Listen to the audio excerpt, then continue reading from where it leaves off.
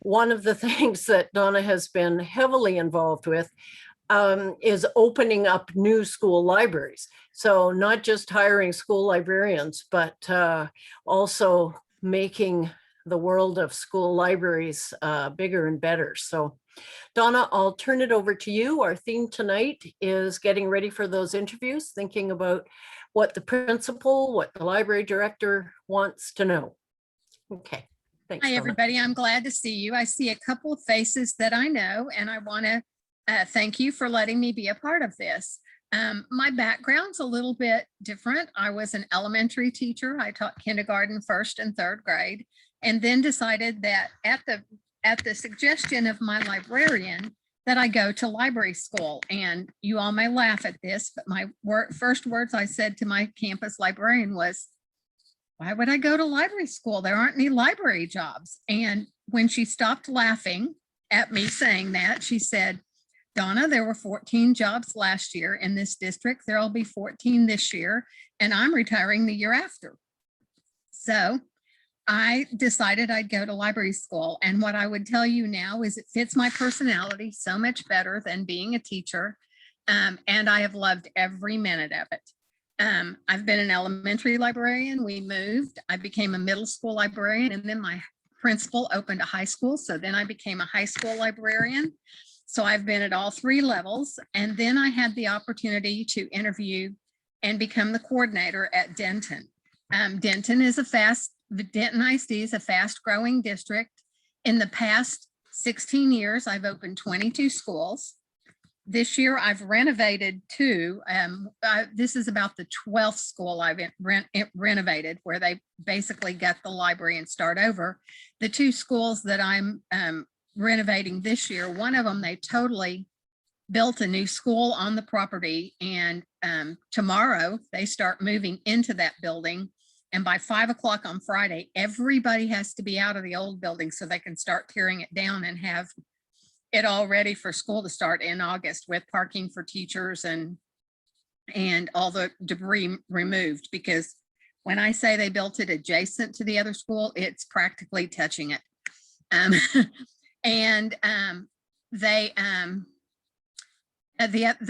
second school that we're doing was an add-on, and they moved the library. It's a very interesting library. It's a very beautiful library, but it's 2 stories and it's going to be difficult to staff. But our topic tonight is interviewing for a job. And I thought I would share my screen and share some things that I talk about, what I look for in a librarian. Is that okay? So I'm going to share my screen. Oh, you've disabled it. Can you enable that for me? I just did. I made you co-host, so you should be okay. Thank you. Mm-hmm. And I want, let's see, what file do I want? Criteria for librarians. Okay. Would someone let me know when they can see that? It's not. It's visible. I'm sure for you all to see, because it wasn't written for showing on a Zoom call. But the very first part of that talks about what the certifications are for the state of Texas. Well, if you're going through the UNT program, you'll meet that certification. But just to quickly go over it, 2 years, at least 2 years of teaching experience, the Master of Library Science, or there is a way that if you have another master's degree, you can just complete the library science 24 hours and look for that. I'm going to tell you that we pretty much prefer the MLS. It's not that we haven't hired some people without it, but if we get an opportunity, we go for the MLS. It's 12 hours more. And when I talked to my husband, when I was going through it, I already had a master's degree, and his words were, for 12 hours, go get it. It'll give you so many more options. I wouldn't have qualified for this job without it. Then I start talking about what I would look for in a future ready library candidate. And the number one thing I say is I want someone who loves students more than books. We know you love books. We know you talk about books. And I'm going to ask you what your latest thing is that you read, because I expect you to be a reader. And I've occasionally had someone come through that's not. And, you know, I would expect that of a librarian. Sometimes in secondary, I get somebody that's very strong in research, but maybe not as strong in the literature. And I also find people that maybe all their career's been in elementary, so they don't know YA literature or vice versa. But we mainly talk about at least some knowledge of literature and the ability to pick up the others, the willingness to pick up the others. The next thing I look for is your technology skills. And I think you're embedding a lot of that in your programs and your work as teachers now, but looking for somebody more than able, that can, more than someone who can just use a PowerPoint. I want you to be able to use different Web 2.0 tools, or knows about the apps, whether it's, I need to update that because it's not called Google Apps for Education anymore. But the ways that you can help teachers embed technology, if you get a teacher that's maybe less familiar with that, you're going to have plenty that are familiar with it. But you may have to figure out, even though there's a tech person on our campuses, you may have to help in a pinch because something's not working and the tech person isn't there. So can you figure it out? Just basic things.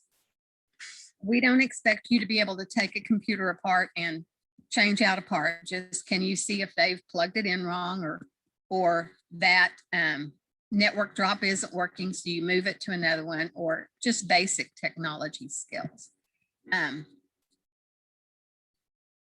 then we'd like someone who will model using those devices with students in the library.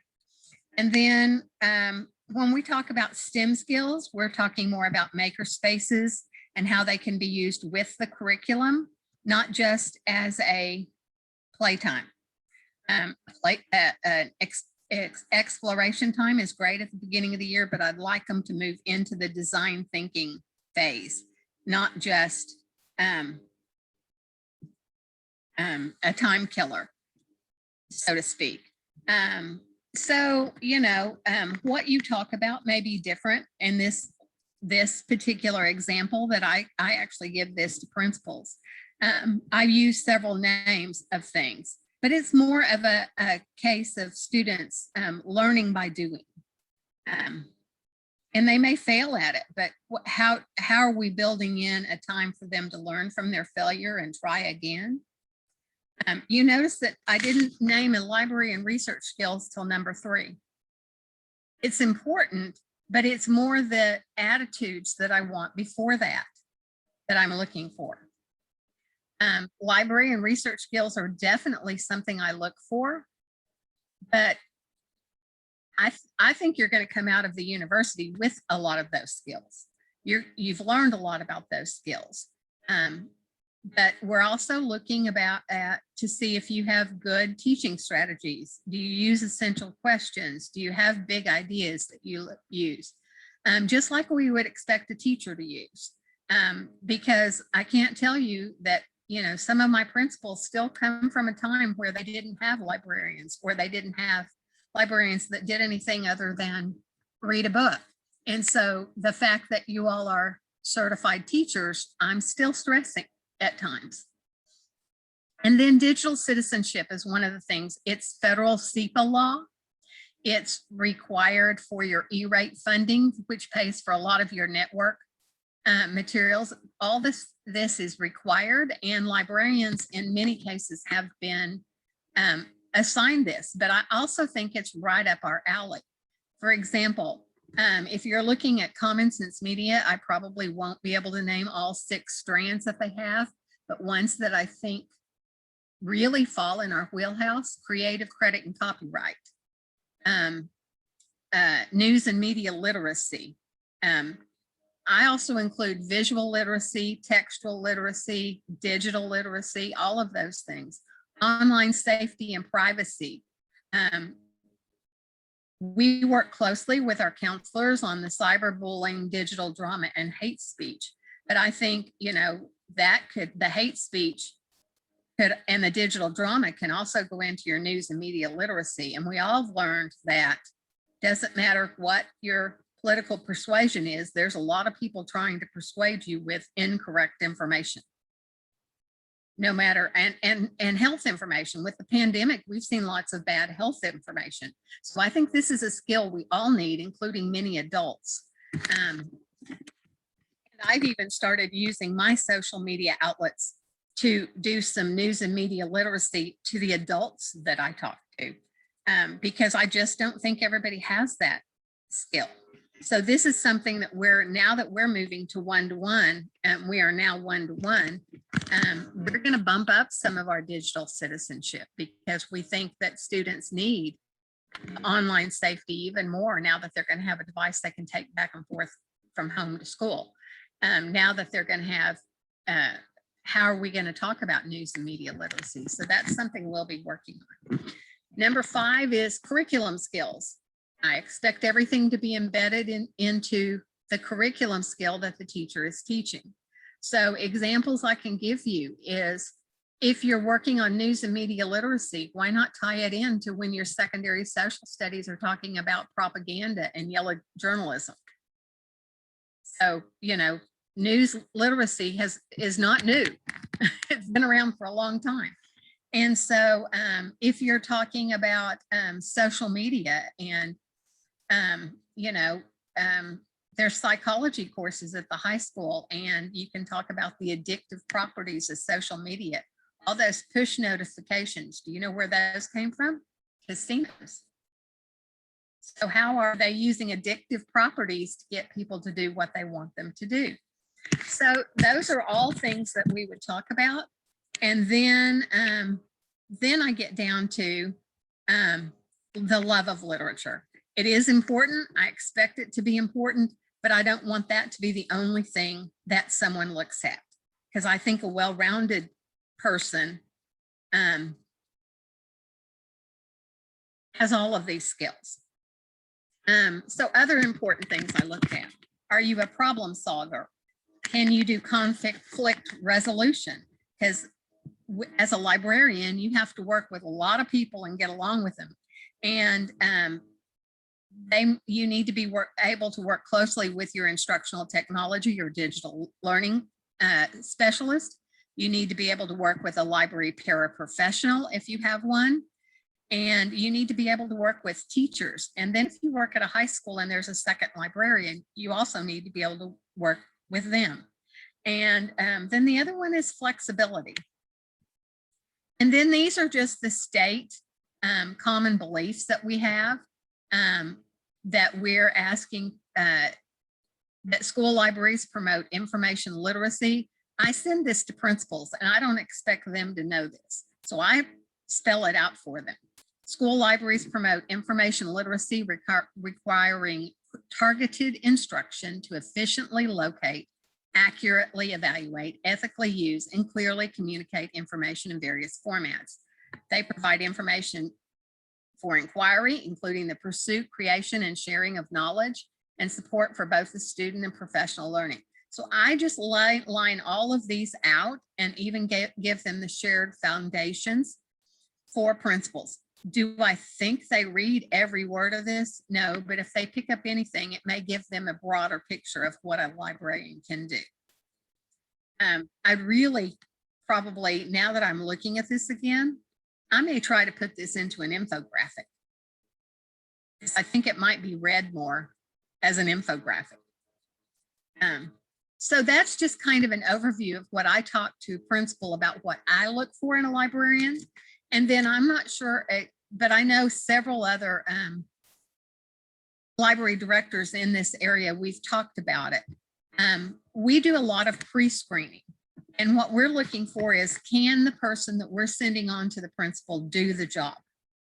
And if they do the job, then it's up to the principal. The principal will know that I'm not sending them someone who can't do the job. So then they're looking for who's the best fit for their culture and the students that they have and the teachers that they have.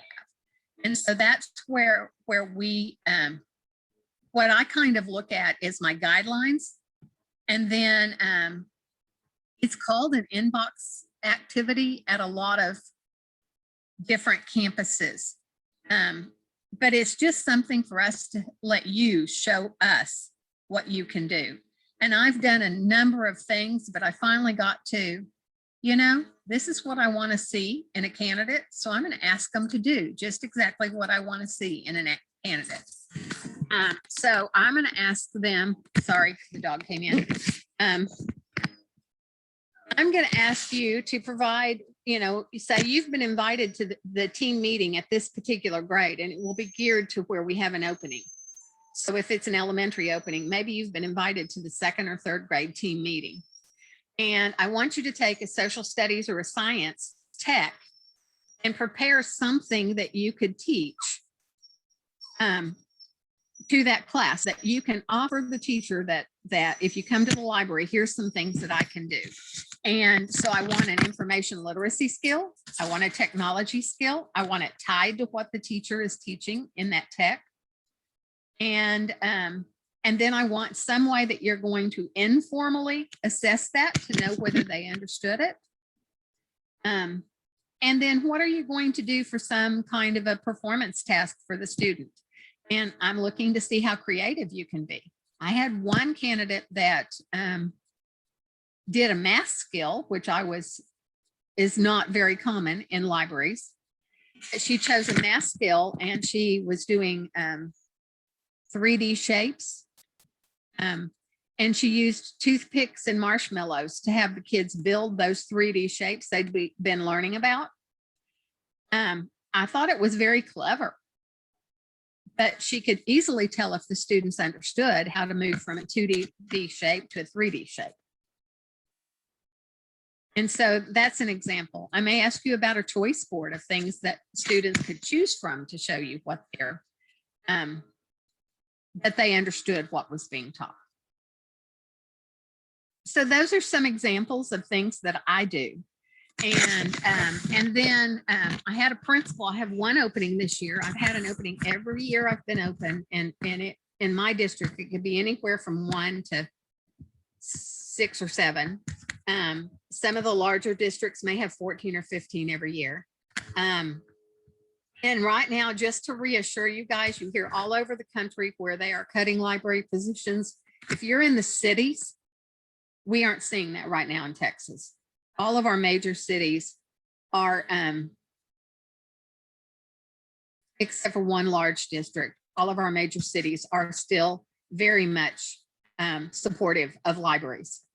And so that's not really something that we're overly concerned over. We still have paras in every school. So we have the full-time librarian and the full-time para. You aren't having to share a school. The only one in my district that has to share a school is the pre-K librarian, and they have about half the number of students of all the other schools. So she does have 2 schools. But I think eventually I'll get a full-time librarian at both of those schools. This is not a good year to ask for something like that because, you know, schools don't have much money this year because of the pandemic. So you scale back what you ask for then. But she did get paras there this past year, which is the first time that school's had either a para or the librarian. The librarian's been there for a couple of years, but she's had no paras. So we're doing well. And most of the other districts that I'm surrounded by have the same experience. But the principal that has the opening this year asked all of his top candidates to send him a picture book that told him about them. And they were to create a book so that would give him that information. And so we're going to be interviewing next week for that position. So it'll be very interesting. I've seen the picture books and some of them were quite clever. But those are the main things I wanted to talk to you about, what we look for, what we expect, the questions we ask. Patty Augustatos has been through my interview process. She's one of my librarians, and they aren't really library questions. They're more about how would you connect with teachers? How would you connect with the curriculum? How would you connect with the stakeholders of the parents, the teachers, the students, and the administrators? And they're more questions about philosophy than they are about actual library skills. With that, I'm going to I don't like to be just a talking head. I like this to be more interactive. So I'd love to open it up to your questions that you may have and see what kinds of things you'd like to expound on. Okay, we have, and I've blocked my video because the sun was just creating all sorts of problems for me after weeks of rain, right? We have a question. What do you think about school districts that consider school librarians as part of the specials group of teachers instead of the specialists? Is it common to see librarians assigned to rotations, just like the specials teachers? Okay, so I'm going to start with that elephant in the room. We have been talking about flexible schedule for more than 20 years. When I went to library school over 20 years ago, we were talking about it, and we are not there permanently. And I don't think I'm going to see it permanently in my lifetime or in my career before I retire. And here's why. I have some schools that are totally flexible. I have a lot of schools that are partially flexible. Now, many of them went into a rotation this year because of social distancing and the numbers that they could not have, like double classes in PE and music, like they sometimes do, to get that flexibility. But because of the pandemic, they couldn't have that many students in a room. And so many of them went into that. But those principals, many of them will pull them back out. But then you can be in a school like Patty's in, that's in my 380 quarter, where is the fastest growing area of our district. And we're either one or two of the fastest growing schools. It was up the 75 quarter, and then it went to Frisco, and now it's to us, and pretty soon it's be going a little bit west. But we opened a school 3 years ago, and it's got 805 elementary students in it this year, in year 3. And it's built for 650 schools. When you get 800 students in it, you don't have enough bathrooms. You start eating lunch at 10 o'clock in the morning and you end at 2:30, and they go home at 3. And principals just don't have any options on where to put them. Your workroom may be taken away. They may have a class in the hall. They may have a class on the stage. When those principals are in those kinds of positions, they don't have many options. And in our district, they don't always get any more teachers. They'll get it for the classroom, but they won't get more specialists. They won't get more of the other things, when they might really need another PE teacher or another art teacher or another person in the specials rotation. There may not be funding for that, for a teacher with a salary and benefits. And so in that case, the librarian may go into a rotation. And I can tell you that the principal that Patty has would take her out in a heartbeat if his numbers would ever go down below 750 or 785. But I sat there and figured out the numbers on how many people would be in a specials class if they took her out of rotation. And he'd have 40 kids in a class easily. And some of those classes might be higher than that. And I said to him, you don't have any options, do you? And he said, no. And he would be one that would take them out. Are there some principals that don't see the need for that? Yes, but many of them do. And once they've seen it, they like it. But when they're sitting there like that, they don't have many options. Yeah, great. Thanks, Donna. Yeah, every situation really has some compounding factors, doesn't it? It's as we discuss in class, context, it varies from school to school. You know, I have a lot of people that tell me, well, I wouldn't ever go into an elementary school because I might be put in a rotation. And as the coordinator, I can understand what they're saying, but I can look at them and say, I don't get to choose that. I can advocate for it, but I can also, if I advocate for it, I can suggest it, but I can't tell a principal what to do. I'm not their supervisor. And if I tell them that, the first thing they're going to do is go to their supervisor and say, why is Donna telling me how to run my school? Right. And they're rightfully so on that. But it's hard for me to say to a principal, and this is an exact example I had, that had 785 students or 95 students in her school. She had 2 paras, the library para and a sped para, which by law has limitations on how they can use them. And I'm asking to take the librarian out of rotation, and she doesn't even have her para half of the day because they're doing lunch duty half the day, and morning duty and after school duty. And when I made that request, I immediately got a call from the assistant superintendent, that supervisor, saying, why are you telling a principal what to do? Yeah. Yeah. Difficult situations. Yeah. I mean, I can try and advocate for you, but there's only so much I can do without overstepping my bounds. And it's important that we build those relationships. So well, that, and the other thing is, it's more effective if you can do it, not just lose it and complain or something. But if you can give the statistics and the reasoning, you're the person they work with the most, and you can tell them how you would use that time if they could find it, and address their CIP needs or whatever is the goals that they've set for their campus, and how you could help with that. And that is much more effective than me doing the advocating for. And that was something I was curious about. You've mentioned, obviously the context, but the specific goals, and that's something that we do look at in our coursework in terms of, the actual individual campus. What are the goals? So is that something that you also expect candidates to be able to speak to, that knowledge of that situation?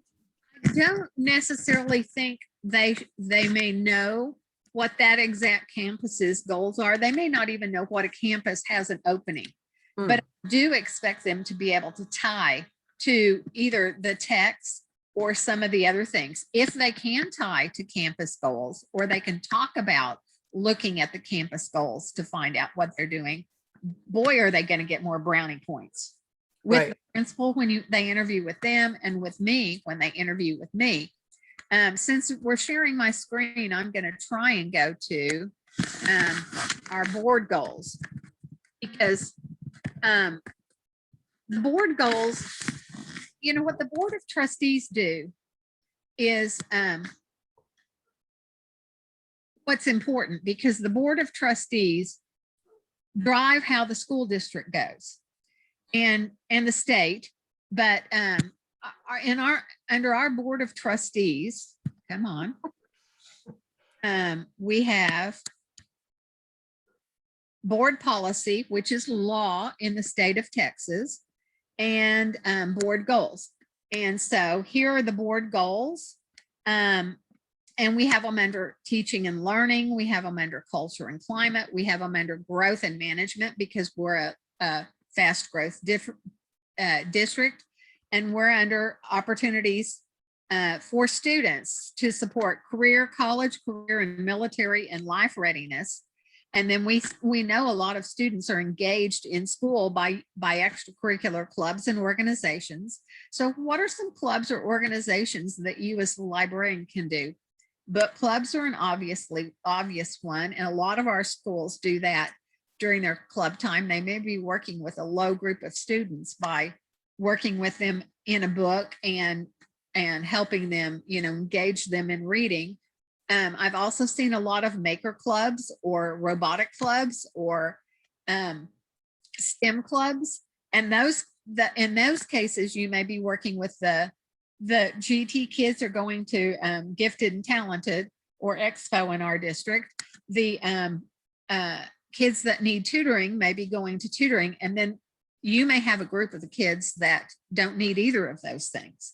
And so a lot of my students do have STEM clubs of some kind.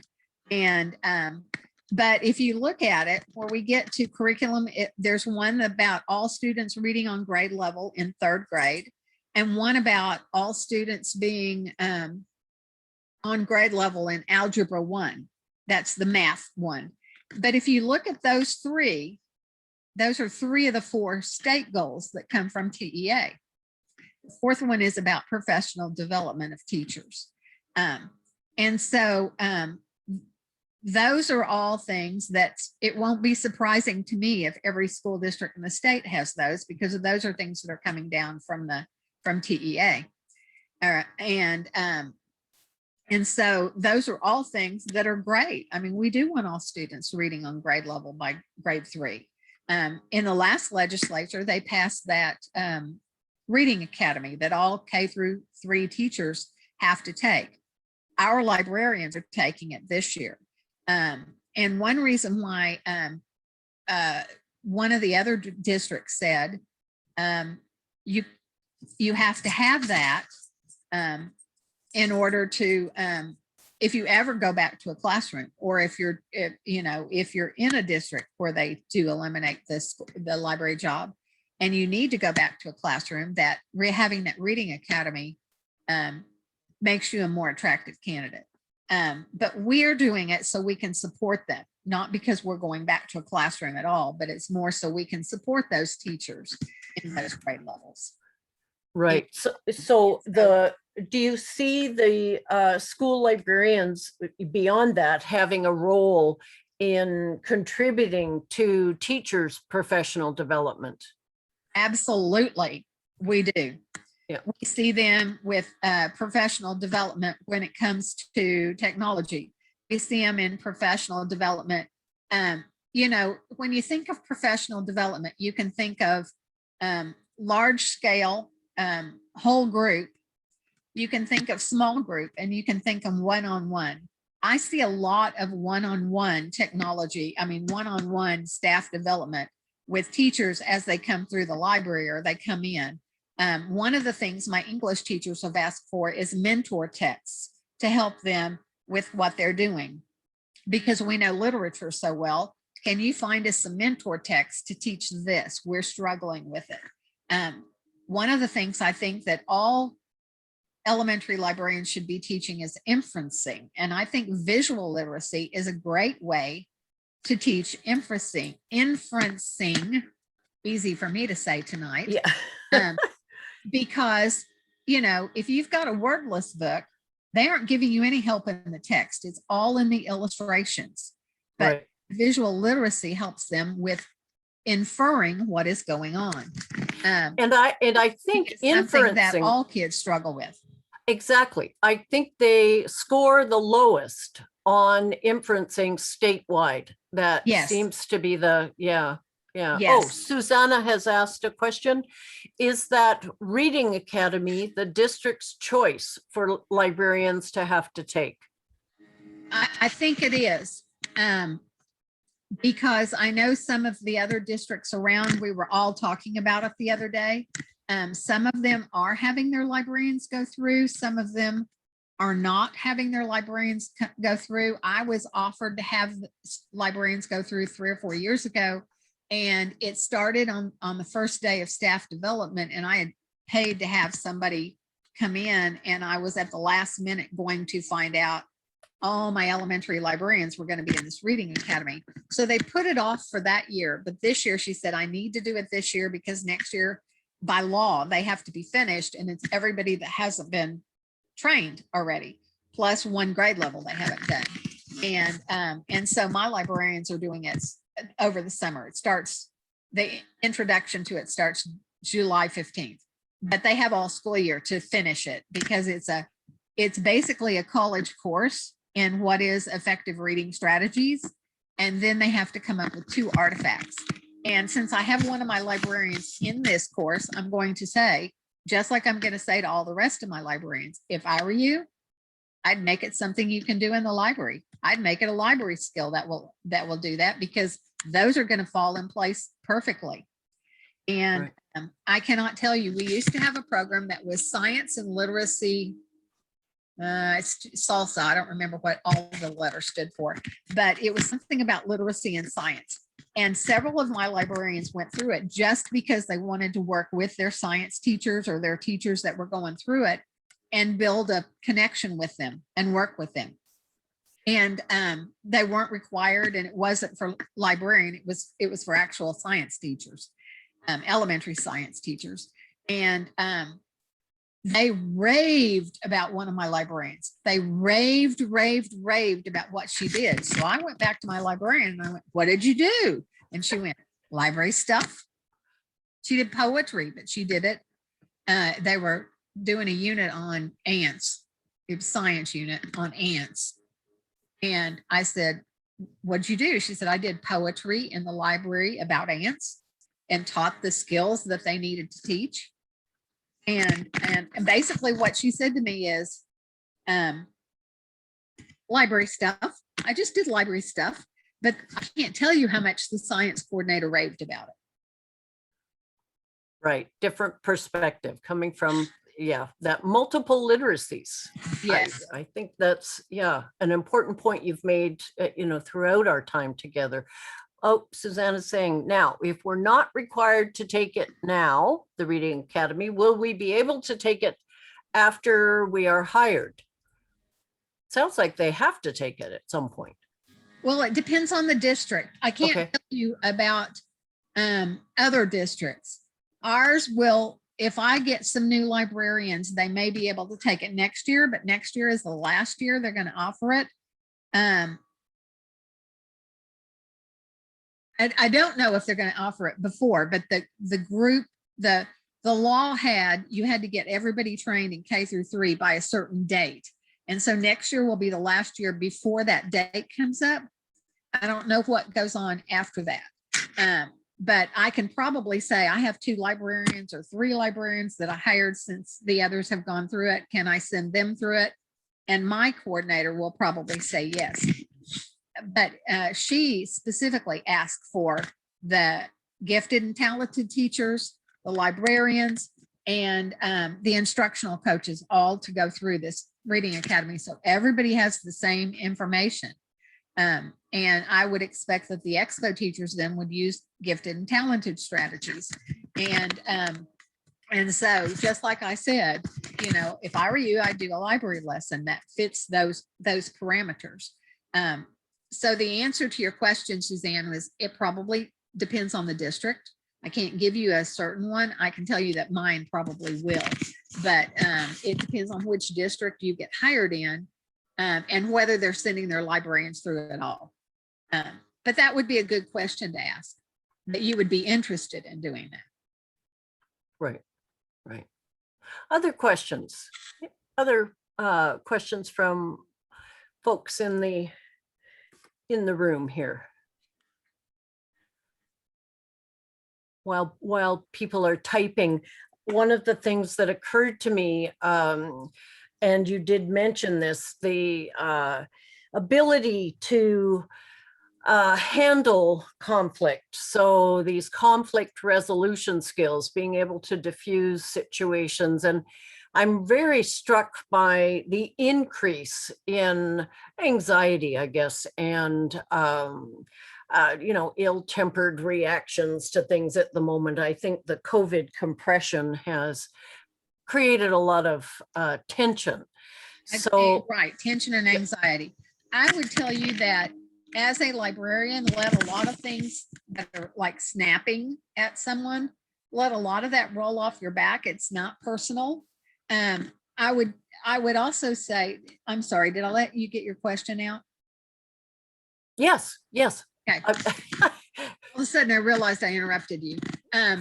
So just like the first time somebody is yelling at you because some book, some child lost a book and the parent's upset about it, or they want a book pulled because there's a book challenge, I say put that invisible shield on in front of you, just like you're the police officer with that clear shield.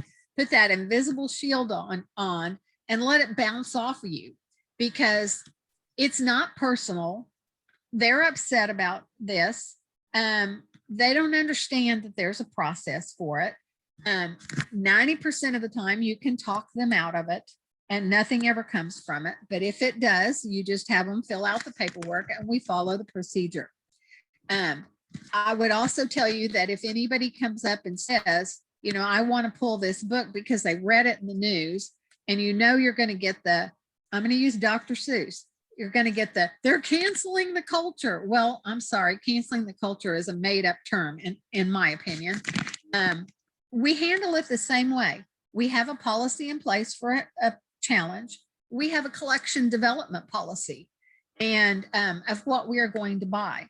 Whether it was followed prior to you getting there, whether it was followed when they purchased the materials is immaterial. Now let's evaluate this one that's come up according to our collection development policy, or take it on a challenge, just like we would any other book on a challenge.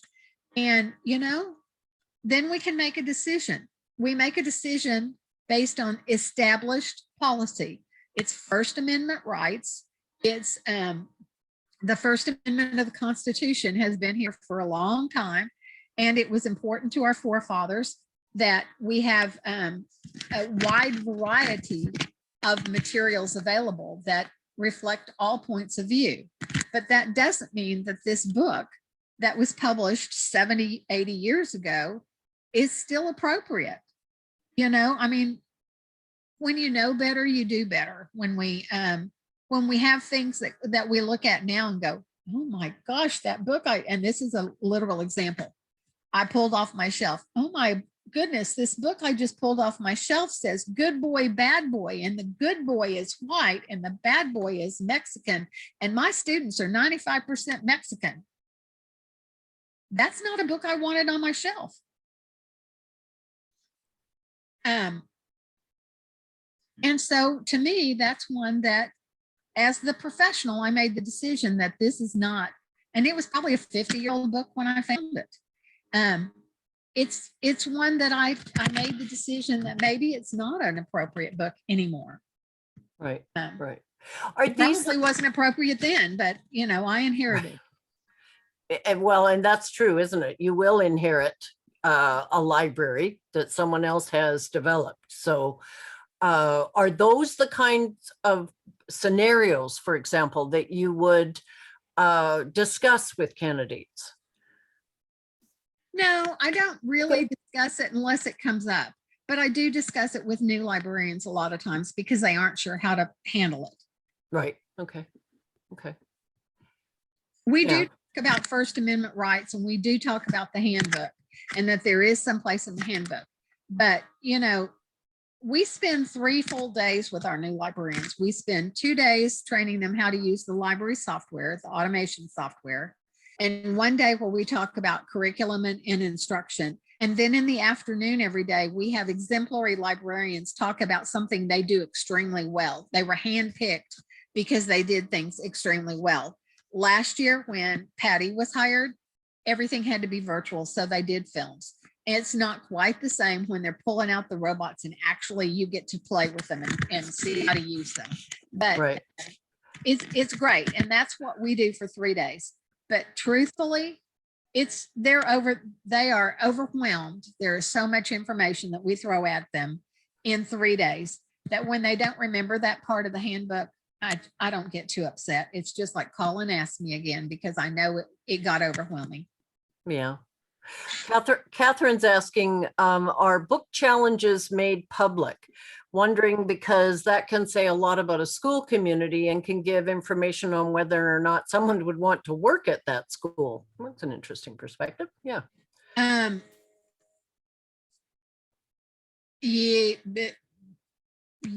Yes and no. I mean, we don't particularly want it in the news every time it comes, but if the news calls or they ask in a Freedom of Information Act, it would be released.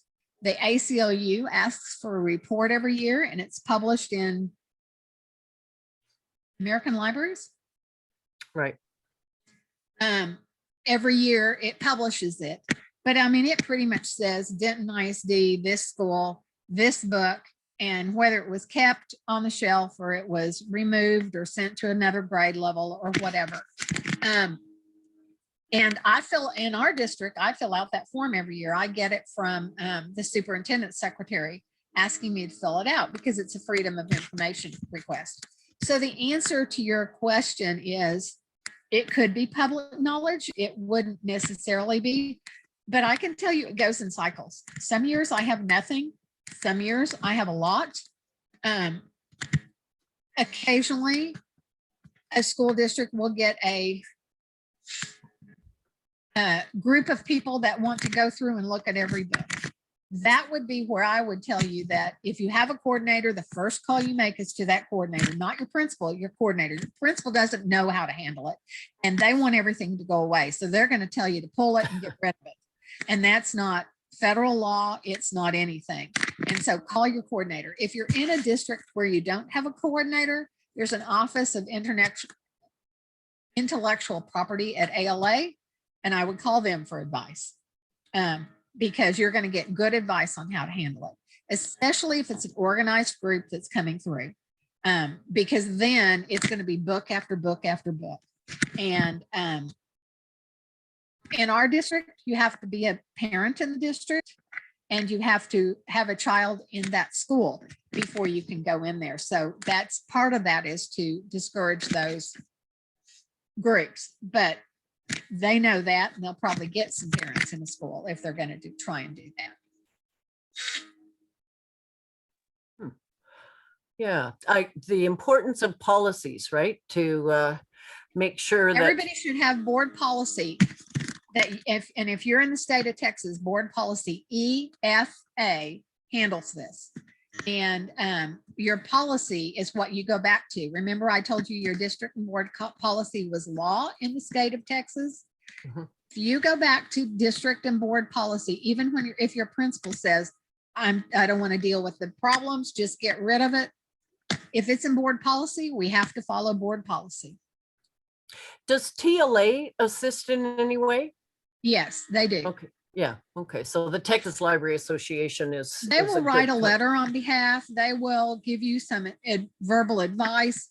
So will ALA and the Office of Intellectual Property, but Right. they have dedicated people at ALA where it's usually just the executive director or the communications director at TLA, Okay. or maybe possibly the TLA president. Okay. Another question. Are brand new librarians assigned a mentor? In my districts, they are, and most districts that I know of are. They're assigned a mentor. We give them a formal mentor, and then lots of times they find an informal one that they feel very comfortable calling. Right. And I also keep an open door. It doesn't bother me if you call me every single day. And I had a librarian one year where it got to be towards the end, mid-year, and she's like, okay, this is your daily call from blank. And I'd say, I've been waiting for it, because she literally called every day. But after the first year, she didn't need that. Right. Comfort level. Yes. Yeah. If she needed it, I'm there. That's good to know. Yeah. Doesn't surprise me, Donna. You're yeah. Okay, other questions? Are there things that we haven't covered? Some librarians come with a portfolio. Some Yes. Some librarians come with a website they've put together that shows some of the things that they've done. Mhm. The portfolio I meant to ask you about, because we now have that as a requirement in our coursework to put that portfolio together. So I wondered if that was something that you viewed and considered in that process. I do. I don't know how many of the principals do, but I do. When I'm looking at them and I'm recommending them and I'm interviewing them, I do look at all of them. Okay, there you go. Good. The more information you give me, the better off it is, because we can all slip or we can all have a bad interview. But the more information you give me can counteract some of those things, because I interviewed for a position this year that was in my central office, and one of the candidates actually scored pretty well in the interview. I mean, she actually did very well. She was so nervous, she could barely answer a question. I mean, she was shaking. She was so nervous. But the answers that she gave in the written part of it and the answers that she actually got out in the verbal part of it were very good. And we could tell that a lot of it was nerves in an interview. Yeah, it's like So the more exam information you anxiety. give me, the better off I can be, it can be. And I can prep a principal if I can see that you get really nervous in a large interview, then maybe he doesn't do a large interview. He does it with one other person and himself. Right, right. Okay. Okay. But I will Sarah- tell you the other thing that I'm going to tell you, if you get really nervous in an interview, we interviewed a lady that did RIF. She was in a district that did Reading is Fundamental.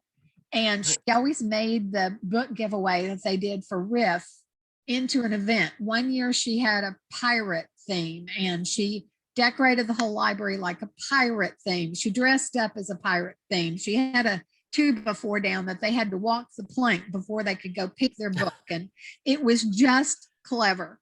And then she told about another one where she had the next year she had a different theme. But she came from an inner city school and a lot of these kids hadn't had a lot of different experiences. And so when she did this, she said she learned from her mentor and she went all out on this. She could hardly answer a question when we did the question and answer part. She was shaking in her boots. She could hardly say anything. And at the end, they said, is there anything else you would like to tell us? Well, I had already interviewed her and I knew she did this. And I said, please show us your pictures that you brought with her, because I'd seen the album that she brought with her. And I said, I want you to tell them about the pirate program that you put on. And she lit up when she started talking about her students, and her face transformed and she did all these different things. And she walked out the door and one of the teachers, and it was a big committee. He had somebody from every grade level, every special program, bilingual, ESL, every program was represented. There were probably 20 people around that table. And when she walked out, one of the teachers on that team said, I wish she'd started out with that. I would have scored her a lot higher than I had, because they actually saw what she would do with kids. Right. So my advice is, I don't care what the question is. If there's some way you can share how you do things, find a way to share some of the things you do with kids and something that you're passionate about, that even if you're nervous, it will show up. Because like I said, it was like night and day in how she was when she started talking about her students. Yeah, that speaks to your very first point about love of students more than books. Mhm. Mhm. Yeah. Okay, Sarah, did you have anything that you were holding back? Oh, no, Yeah. I loved all these questions. I think they're I know. really good questions. That's wonderful. Thank you, everyone. I mean, I didn't do a formal presentation. I hope what I shared was something that was beneficial to you. But I thought, so many times what I think is sometimes people want to share with me what they did in library school. And yes, that's essential. And I can't tell you how much I learned in a collection development class, or I think you need the background in cataloging to understand what's going on. And I think you need to know the different things that you're doing. But what a principal wants to know is, how are you going to help his kids learn? And Right. that's what I want to know is, what are you going to do with kids that will advance our library program? And a teacher doesn't know what you teach in the library. So you have to kind of embed it in what they're doing to make it worth their while to come down to the library. But as much as anything, if I get a hint that you don't like kids, that I'm done.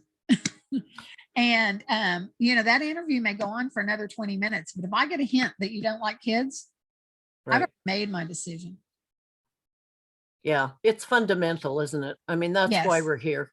Yes. That's the whole point. And it's amazing to me what people will say in an interview.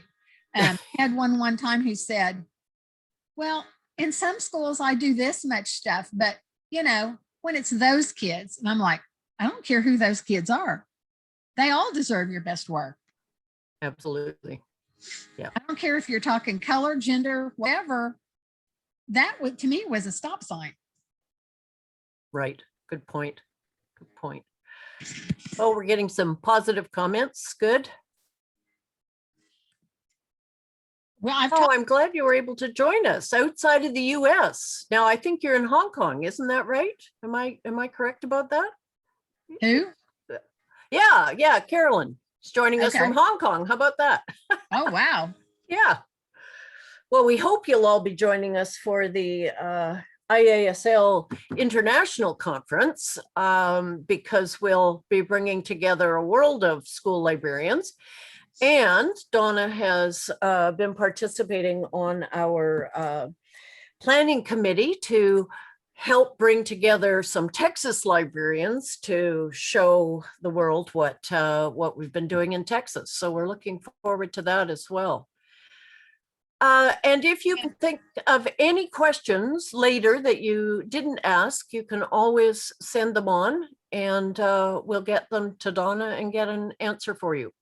But I hope I've helped and given you some ideas on ways that you can do things. And I'm always open when y'all have questions. yeah, that's honestly, Donna, you are just an amazing advocate for school libraries.